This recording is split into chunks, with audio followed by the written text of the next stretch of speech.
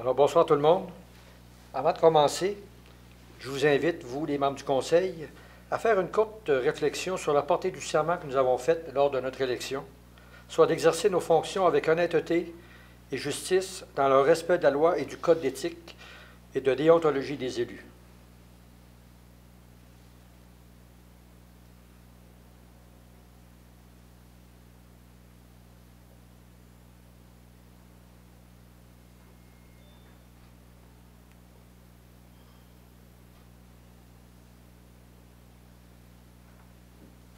Alors, merci.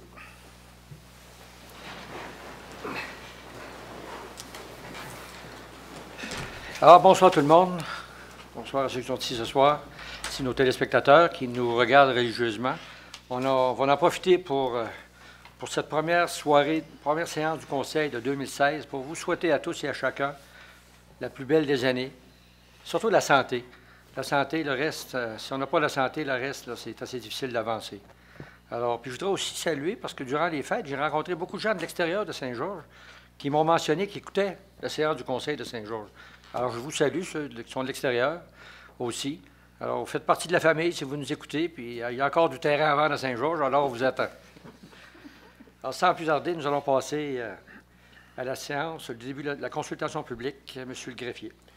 Donc, c'est une consultation publique sur le règlement 601-2015, règlement qui modifie le règlement de zonage.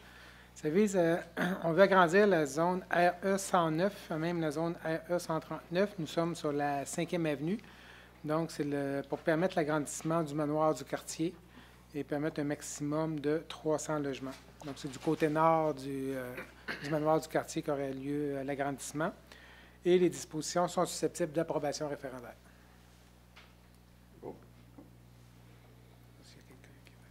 Est-ce qu'il y en a qui ont des points ou des questions à demander au sujet de ce projet de règlement-là? C'est beau. Okay, merci. Alors, maintenant, nous allons passer à la séance du Conseil proprement dite. Vous avez eu la chance de tous regarder l'ordre du jour. Est-ce qu'il y en a qui ont des points ou des questions concernant l'ordre du jour? Avez-vous des points à rajouter? Il y aura un point, Monsieur le maire, à 7-17.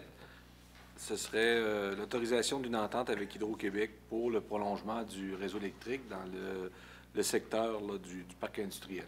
OK. 7.17. Oui.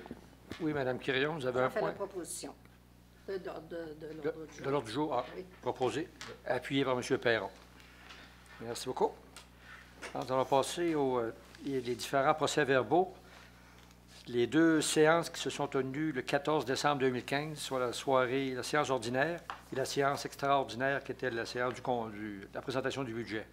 Alors, est-ce qu'il y en a qui ont des points ou des questions à poser concernant la séance extraordinaire, soit la séance du budget qui a été faite l'année dernière?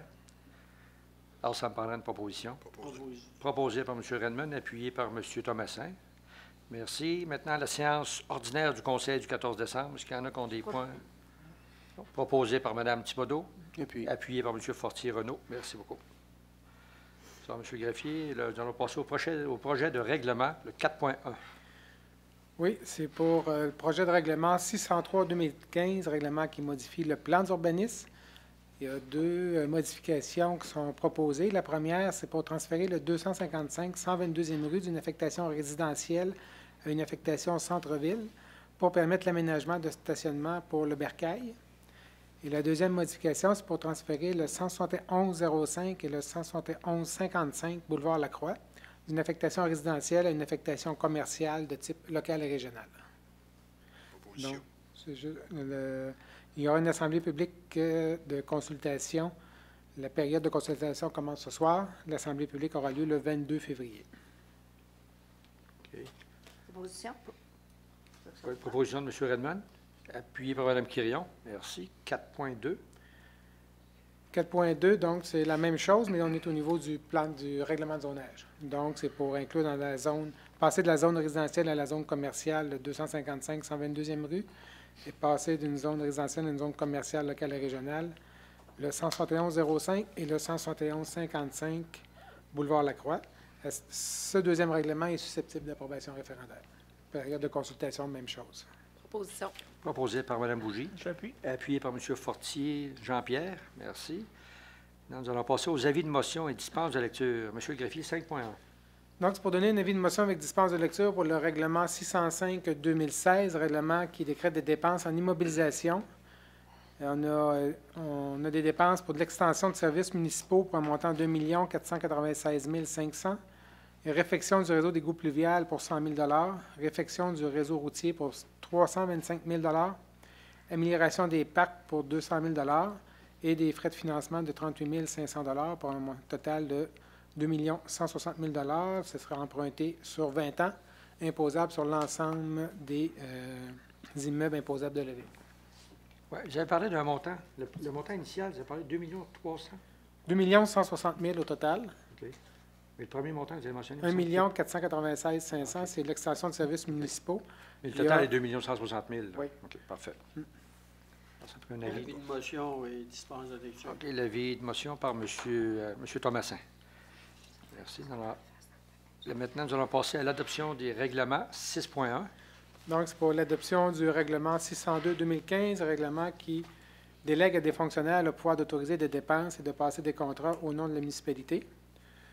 Donc, modification qu'on a par rapport à l'ancien règlement, il y en a deux. La première, c'est au niveau des directeurs. On avait un montant de 5 000 en dépenses de fonctionnement et 2 000 en dépenses d'immobilisation. On a mis ça égal de 5 000 en dépenses de fonctionnement, 5 000 en dépenses d'immobilisation.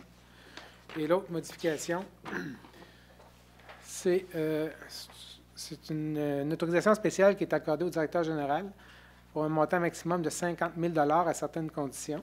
C'est lorsqu'on a des travaux qui sont autorisés déjà par contrat, qui arrivent un imprévu. Lorsque ces travaux étaient non prévus au contrat initial et doivent obligatoirement se faire pour la réalisation du projet. Ces travaux ne peuvent, sans générer de frais supplémentaires, être reportés jusqu'à la prochaine séance du Conseil. Ces travaux doivent être accessoires au contrat donné et ne doivent pas en changer la nature. Le directeur général doit faire rapport au Conseil à la séance qui suit son autorisation. Alors, une proposition proposée par Mme Thibodeau, appuyée par M. Fortier Jean-Pierre. Merci. Maintenant, nous allons passer à l'adoption des résolutions 7.1. C'est l'autorisation d'entreprendre les travaux prévus au plan triennal d'immobilisation pour l'année 2016. Donc, le Conseil a adopté le plan triennal d'immobilisation 2016-17-18, habituellement en début d'année, et ça a été fait en comité la semaine dernière. Les directeurs de services vous soumettent une certaine liste de travaux à démarrer les processus dans les prochains mois. Alors, la résolution est à l'effet que le Conseil autorise la mise en marche des projets suivant les différentes listes qui vous ont été présentées lundi passé, étant entendu que l'ensemble de ces projets-là vont revenir au Conseil par la suite, au fur et à mesure là, des semaines. Ce sont tous des projets qui ont appuyé durant la présentation du budget de 2016. Oui. Proposition. Proposé par M. Redman, J'appuie. appuyé par Mme Bougie. Merci. 7.2. C'est l'approbation du paiement des comptes pour la période du 4 décembre 2015 au 11 janvier 2016. Donc, c'est selon le rapport préparé par Mme Isabelle Deschênes, la directrice du service des finances et trésorière, en date du 7 janvier. C'est un montant de 4 067 272,25 pour, je le répète, la période là, du 4 décembre 2015 au 11 janvier 2016. Je propose. Proposé par Mme Thibodeau, appuyé par M. Fortier Jean-Pierre. Merci. 7.3. C'est l'autorisation d'aller en appel d'offres pour la fourniture de services professionnels. C'est pour l'exploitation des deux usines de la Ville, l'usine d'assainissement des eaux usées et l'usine de production d'eau potable, et également le suivi des ouvrages connexes. Donc, la loi sur les cités et villes oblige les municipalités de procéder par appel d'offres pour retenir certains services professionnels. Cet appel d'offres doit contenir des critères d'évaluation ainsi qu'une pondération associée à chaque critère. Donc, le projet de résolution est à l'effet que le Conseil autorise la publication d'un appel d'offres pour services professionnels pour l'exploitation de l'usine d'assainissement des eaux usées, de l'usine de production d'eau potable et le suivi des ouvrages connexes. Connexes veut dire les ouvrages de surverse, les postes de pompage, les puits, réservoirs et stations de surpression. Selon les critères d'évaluation suivants, expérience de la firme 30 points, qualité 5 points, organisation de la firme et capacité de relève 25 points, compréhension du mandat 20 points, équipe de travail proposée 20 points. Proposition. Proposé par Mme Quirion, appuyé par Mme Thibodeau. Merci. 7.4. C'est l'acceptation des plans d'estimation pour les travaux de prolongement de services municipaux dans la 16e avenue, c'est dans le secteur ouest. Donc, le Conseil a mandaté les services techniques de la Ville pour la préparation des plans d'estimation pour un prolongement de services municipaux sur la 16e avenue entre les 28e rue et 37e rue. Nous avons une recommandation de M. Alain Roy, ingénieur et directeur des services techniques, à l'effet d'accepter les plans d'estimation. Alors, le projet de résolution est à l'effet que le Conseil accepte ces mêmes plans d'estimation pour des prolongements de services municipaux d'une longueur d'environ 463 mètres dans la 16e avenue. Dossier numéro 322-3809-15, daté du 18 novembre 2015, et autorise les services techniques à les présenter au ministère du Développement durable, de l'Environnement et de la lutte contre les changements climatiques pour approbation. Que le Conseil s'engage également à fournir au plus tard, dans les 60 jours après la fin des travaux, une attestation signée par un ingénieur confirmant que les travaux réalisés sont conformes au certificat qui serait émis par le ministère. Faire parvenir au ministère un plan de gestion des débordements décrivant les mesures compensatoires globales à mettre en place pour ne pas augmenter la fréquence des débordements et des dérivations observées sur la partie du territoire desservie par l'ouvrage de surverse C1 et la station de pompage de l'usine d'épuration dans un délai de 3 ans à partir du 9 septembre 2014. S'assurer de la réalisation des mesures compensatoires décrites dans le plan de gestion des débordements dans un délai de 5 ans suivant l'approbation du plan par le ministre. Tenir à jour un bilan annuel des débits ajoutés et retirés à l'intérieur de chacun des bassins de drainage visés par le plan de gestion des débordements, y compris ceux liés au redéveloppement. Et que le Conseil, finalement, confirme au ministère que le projet de prolongement sera prévu dans le plan de gestion des débordements qui sera réalisé sous peu. Proposé par M. Perron, appuyé par M. Fortier-Renaud. Merci. 7.5. C'est l'acceptation des plans de devis pour les travaux de prolongement des services municipaux dans la 120e rue. Alors, nous avons le promoteur des habitations Rêvé Inc. qui a mandaté la firme WSP pour la préparation des plans d'estimation pour un prolongement dans la 120e rue. Nous avons une recommandation de M. Alain Roy, ingénieur directeur des services techniques, à l'effet d'accepter les plans d'estimation. Alors, le projet de résolution est à l'effet que le Conseil accepte ces mêmes plans d'estimation par une demande de prolongement de service d'environ 75 mètres dans la 120e rue et d'autoriser la firme à les présenter, WSP à les présenter au ministère du Développement durable, de l'Environnement, de la lutte, changement climatique pour approbation. Et je vous dirais que dans les engagements, c'est les mêmes que je viens de lire à peu près à la résolution précédente, c'est-à-dire faire parvenir au ministère un plan de gestion des débordements, s'assurer de la réalisation des mesures compensatoires qui est décrite à ce plan-là dans un délai de 5 ans, tenir à jour un bilan annuel des débits ajoutés. Et que le Conseil confirme au ministère que le projet de prolongement de la 120e rue sera réalisé dans le plan de gestion des débordements qui est en cours de réalisation. Proposition. Proposé M. Redmond, appuyé par Mme Bouger. Oui. Merci. 7.6. C'est le même dossier dans les habitations rêvées dans la 120e rue. Cette fois-ci, c'est pour l'acceptation d'une entente numéro 3 à intervenir entre la Ville et le promoteur qui désire être un maître d'œuvre des travaux. Alors, le projet de résolution est à l'effet que le Conseil accepte l'entente 3 à intervenir avec les habitations rêvées Inc. pour des travaux de prolongement de services municipaux dans la 120e rue, que le maire et le greffier soient tous deux autorisés à signer pour et au nom de la municipalité les documents relatifs à cette résolution et à cette entente, et que la part de la Ville soit financée par le règlement 522-2014. Proposition. Proposé M. Redmond, J'appuie. appuyé par M. Fortier Jean-Pierre. Merci. 7.7. C'est une demande de subvention au ministère des Transports du Québec dans le cadre du programme d'aide gouvernementale au transport collectif des personnes. Alors, le Conseil a mis sur pied un service de transport collectif de type taxibus sur le territoire de la Ville en 2011. Le programme d'aide gouvernementale au transport collectif des personnes du ministère des Transports existe pour aider l'exploitation d'un système de transport collectif. Le projet de résolution est à l'effet que le Conseil dépose une demande de subvention auprès du MTQ dans le cadre du programme d'aide gouvernementale au transport collectif au montant de 174 300 $ pour 2016 et que le greffier soit autorisé les documents pour faire la demande au ministère. Proposition. Proposé M. Thomasin, appuyé par M. Fortier-Renaud. Merci. 7.8. C'est le versement de l'aide financière à la Corporation Taxibus Saint-Georges pour l'année 2016. Donc, il y a le service Taxibus qui opère là, dans le territoire de la Ville. Il y a une entente entre la Ville et la Corporation Taxibus Saint-Georges qui stipule que la Ville doit fournir à la Corporation le budget d'opération nécessaire à l'exécution de son mandat en conformité avec le budget de la Ville prévu à cette fin. Il y a une somme de 550 000 $ qui est prévue au budget de fonctionnement de 2016 pour ce service. Donc, le projet de résolution est à l'effet que le Conseil accorde une aide financière de 550 000 à la Corporation Taxibus pour l'opération du Taxibus pour 2016. C'est un montant qui est prévu au budget de fonctionnement. Proposition. Proposé par Mme Quirion, appuyé par M. Thomassin. Merci. 7.9. Ce sont des subventions des organismes accrédités.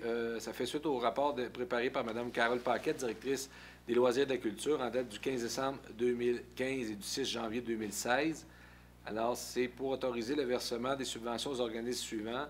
Les Rossignols, 1 629 Club régional de natation, 4 000 Association du hockey mineur, 50 000 Club de patinage artistique, 20 000 Maison des jeunes, 6 334 l'Association de tennis et racquetball mineur, 36 640 Hockey junior A, 2 500 Hockey junior 2A, 3 000 Association du baseball mineur, 7 380 que la somme de 131 483, incluant toutes les taxes applicables, soit financée à même le budget de fonctionnement de 2016 ou le budget de 2015, si ce sont des soldes de l'année 2015. Proposition. Proposé Mme Quirion, appuyé par Mme Thibodeau. Merci. 7.10. C'est le versement d'une aide financière aux jardiniers de l'île. Alors, les jardiniers de l'île s'occupent de la plantation et des travaux d'entretien sur l'île Poseur. Et le projet de résolution est à l'effet que le Conseil accorde une aide financière de 9 000 incluant les taxes applicables pour les travaux d'entretien de plantation sur l'île Poseur. C'est un montant qui est prévu au budget de fonctionnement et ça sert essentiellement à l'achat de compost, de terreau, etc. pour l'entretien qui est fait par ces bénévoles-là.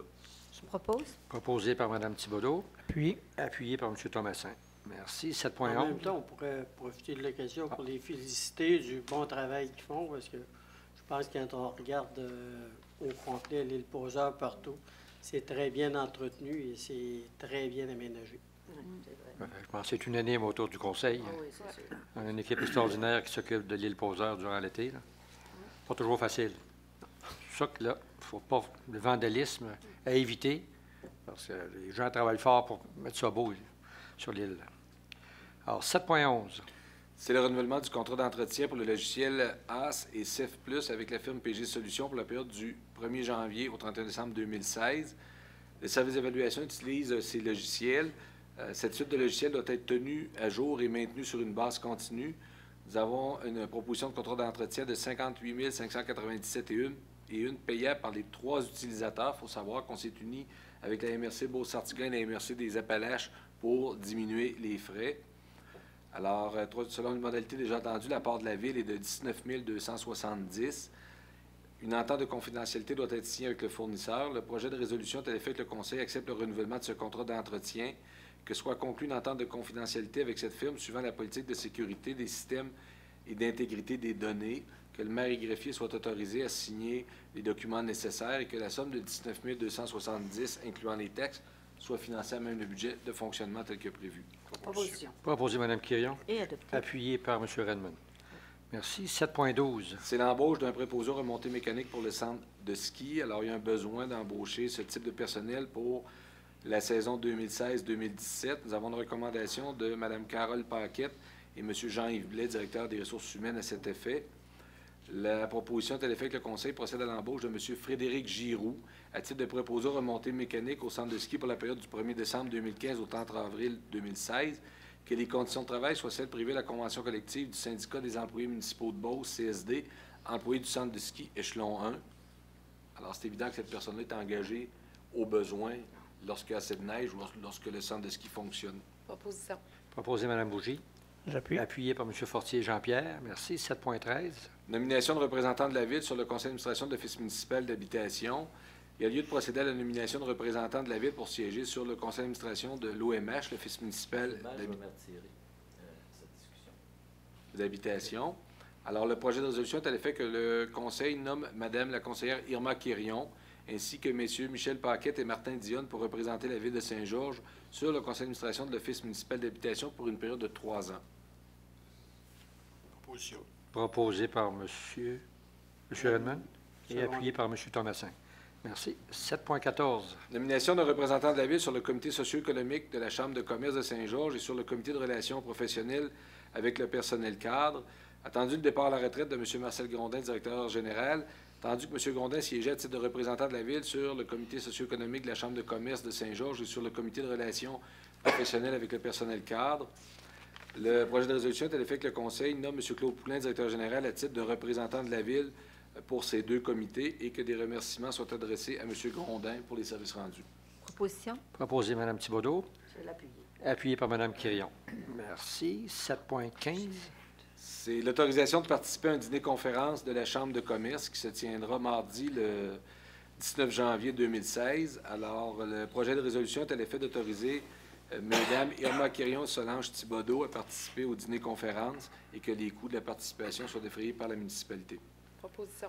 Proposé Mme Bougie, appuyé par M. Thomassin. Merci. 7.16. C'est une participation au colloque Les Arts et la Ville, qui est le 29e colloque va se tenir à Rimouski les 1er, 2 et 3 juin 2016. Alors, le projet de résolution est à l'effet que le Conseil autorise Mme la conseillère Solange Thibodeau et M. le conseiller Serge Thomassin à participer à ce colloque et que les dépenses inhérentes à cette participation soient défrayées par la municipalité, étant entendu qu'il y aura probablement aussi un projet de ville qui va être présenté dans le cadre de ce colloque-là. Proposition. Proposé M. Redmond, appuyé par M. Fortier-Renaud. Oui, Renaud. Merci. 7.17. C'est l'acceptation d'une entente avec Hydro-Québec pour le prolongement du réseau électrique dans le parc industriel du secteur ouest. Alors, Hydro-Québec demande à la Ville une contribution de 62 517,45 incluant les taxes applicables comme contribution pour le prolongement du réseau électrique dans le parc industriel du secteur ouest. Attendu qu'Hydro rembourserait la Ville un montant de 335 du kilowatt pour toute consommation additionnelle dans le parc industriel du secteur ouest pour les 5 prochaines années jusqu'au remboursement complet de la contribution exigée. Attendu qu'une entente confirmant ces engagements doit être signée par Hydro-Québec pour que ceux-ci procèdent doit être signé avec Hydro-Québec pour que ceux-ci procèdent au prolongement du réseau électrique dans la 37e rue. Le projet de résolution est à l'effet que le Conseil autorise M. Jean Mécola, greffier, à signer au nom de la Ville une entente avec Hydro, laquelle est jointe à la présente résolution pour en faire partie comme si elle était ici reproduite au long, que la somme de 62 517, incluant les taxes, soit financée par le règlement numéro 234-2007 concernant la création d'une réserve financière pour financer des projets d'immobilisation spécifiques. Proposition. M. Fortier Jean-Pierre, Mme Quirion, appuyé. Merci beaucoup. Ça passe les règlements, les résolutions. Donc, nous allons passer au dépôt de documents. M. Greffier, 8.1. 8.1, c'est la liste des permis et certificats qui ont été émis au mois de décembre 2015. Nous avons un total de 39 permis et certificats pour des travaux qui totalisent 1 022 150 $. Merci. 8.2. 8.2, c'est le comparatif décembre. Donc, on a eu 39 permis pour 1 022 000 de travaux. Il y a eu 6 nouveaux logements en 2015, comparativement à 45 permis, 702 000 de travaux et 2 nouveaux logements en 2014.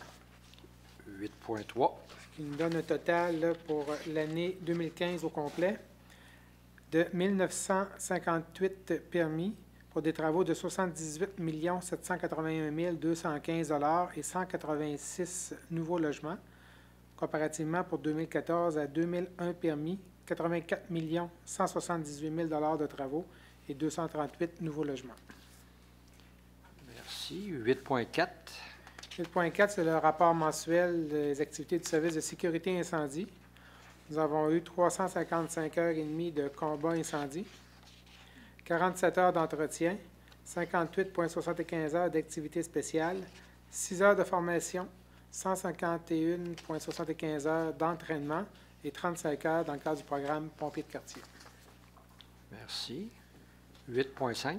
8.5, c'est le rapport concernant les mouvements d'aéronefs.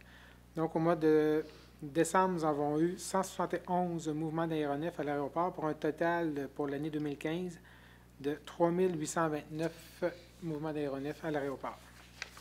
Merci. 8.6. Le rapport d'embauche d'une brigadière scolaire. C'est beau. Oui. 8.7. 8.7, c'est le rapport d'embauche pour des animateurs pour le patinage de base et hockey plaisir. C'est organisé par le service de la culture et des loisirs. Merci. Au niveau de la correspondance, Nous avons une seule lettre qui nous vient de M. Richard Tifo, marcheur humanitaire, et M. Alain Goulet, directeur du Centre d'écoute et de prévention du suicide. Des remerciements pour la contribution des municipalités dans le cadre de la marche humanitaire de M. Richard Tifo. Il y a eu 220 donateurs qui ont permis d'amasser 13 627 $. on en profite pour féliciter M. Tifo aussi, d'être parti d'Ottawa puis revenir à Québec là, pour une bonne cause. Bravo, M. Tifo. Alors maintenant, nous allons passer les comptes rendus des dernières réunions. Je ne sais pas si des gens, un peu avant les vacances, s'il y a eu des réunions importantes. Oui, M. Thomasin. J'ai pas eu une réunion importante. On a eu quand même le comité des fêtes avec, en collaboration avec la ville. On a fait la journée du jour de l'an, le 31 décembre. Je crois que ça a été une très belle réussite parce qu'on a eu environ entre 2000 et 2500 personnes avec une température idéale. On a eu des commentaires très positifs, quelques commentaires d'amélioration. Et je pense que c'est très bien. Et on va refaire une réunion au comité des fêtes, mais ça devrait revenir l'année prochaine, car je crois que c'est un événement qui valait la peine. Je pense qu'un feu d'artifice au-dessus de la neige blanche, là, Ouais, ça l'a rehaussé aussi, là, le spectacle qui était haut en couleur. il y a beaucoup de gens qui ont découvert qu'au lieu d'aller à Québec, ils pouvaient venir à Saint-Georges pour faire le même événement. Que l'année prochaine, on aura environ 2000 porte-parole. On aura des gens de Québec qui vont venir ici. Hein, c'est À ça. un moment donné, on s'arrangera bien. Ouais, bravo à l'équipe. Ouais. C'est vrai. De votre côté, oui, Mme Oui, Thibodeau. moi, j'ai été à l'accueil des nouveaux arrivants. C'était samedi passé. Ça se passait à la salle paroissiale. Puis c'était vraiment très intéressant. On est une ville multiculturelle, qu'on se le dise. Et ces gens-là sont ici pour s'installer, pour vivre avec nous. Alors, moi, j'invite toute la population à tendre la main, à aller vers eux, parce que c'est pas toujours évident d'arriver dans un pays. C'est une autre culture. Il y a des Haïtiens, il y a des gens du Congo, il y a des gens de la Roumanie, il y a des gens d'un peu partout, du Costa Rica. Et puis, ils vivent différemment de nous, mais ils veulent s'intégrer. Alors, pour aider à leur intégration, ben, c'est de leur parler, aller vers eux autres, parce qu'eux autres, ben, sont un peu timides. Des fois, la langue, ils parlent français pour la plupart, mais ils ont besoin de nous connaître plus. Comme ça, ils vont se joindre à nous pour la culture et tout. Et c'était très bien. On a très bien mangé. C'était le fun de goûter des plats d'ailleurs aussi. Tu sais, c'est bon, c'est bon. Moi, personnellement, j'ai assisté à une soirée de l'AIS, soirée de financement pour l'AIS, samedi soir aussi, après la rencontre avec les nouveaux arrivants. Je voudrais féliciter les gens là, qui sont donnés corps et âme. C'est sûr que le directeur général, M. Manu Rodrigue, mais les commanditaires importants ce soir-là, il y en avait 3. C'était les excavations Léo Lapointe, les Simon Baudouin de Chrysler et puis l'Index, alors qu'ils ont avancé tout près de 26 000 $. Une soirée très mouvementée, très... il y avait de l'action, parce que je veux vous dire que l'Index était plein. Il y avait 350 billets qui avaient tous été vendus. Alors, je peux vous dire, bravo à les organisateurs. Quand on veut, on est capable de faire des belles levées de fonds pour des organismes de cette nature. Monsieur le maire? Yes, Mme Bougie. Oui, je voulais juste rappeler aussi aux gens, nous, vous avez eu la température idéale le 31. Nous, la semaine dernière, on devait faire la fête de la neige. On n'avait pas la température idéale, il n'y avait pas assez de neige au centre de ski. Donc, juste rappeler aux gens que ça a été remis, ça va se tenir dimanche, le 24 janvier. La fête de la neige, toujours une belle activité de 9h à 4h au centre de ski. Les remontées pour le ski et la glissade sont gratuites. Donc, on invite tous les gens à venir. Et notre thème, là, ça sera un petit peu autour de la guerre des tucs. Donc, on sait que c'est dans l'actualité. Donc, on invite les gens à venir en grand nombre. Là, il a fait assez froid, il devrait y avoir assez de neige. C'est sûr que les pistes ne sont pas toutes ouvertes, Non. Malheureusement, parce qu'il y a un manque de neige. Puis la direction qu'on a donnée aux responsables du centre de ski, c'est celles qui sont potables, c'est de les maximiser, au lieu d'essayer de les ouvrir toutes, mais chambranlant avec un peu de cailloux à l'intérieur. Là. Faites des efforts sur celles qui sont plus faciles à qu'elles soient performantes. Là. Alors, nous sommes toujours rendus. Oui, Mme Kelly. Ça va être en action. Le Il n'était glissade, pas la semaine passée. était pas- là. la glissade en ballon, là, en triple, Populaire non. à la fête de la famille sur la J'espère glissade. qu'elle va être ouverte. Elle n'était pas ouverte encore parce qu'il n'y a pas de neige. On va se souhaiter un pied de neige cette semaine. On va tous y aller. Oui. C'est rare qu'on se soit de la neige à la fin janvier comme ça, mais... Ça n'en prend. Alors, maintenant, nous sommes déjà rendus à la période de questions. Alors, au niveau du conseil, avez-vous des questions, ce qui a été discuté ce soir? Ou des points, des éclaircissements? Questions du public? Non plus. Alors, avant de lever la séance, la prochaine séance du conseil télévisé se tiendra le lundi le 8 février 2016. Alors, Proposition? proposé de lever par Mme Bougie, appuyé par tout le monde, appuyé par M. Thomasin. Merci beaucoup et à la prochaine.